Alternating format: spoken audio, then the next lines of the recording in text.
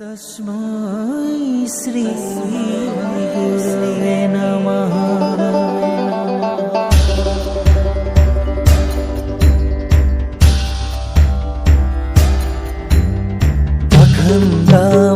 अखण्डमण्डलाकारं व्याप्तं येन चराचरं तत्पदं दर्शितं येन तस्मै श्री गुरवे नमः।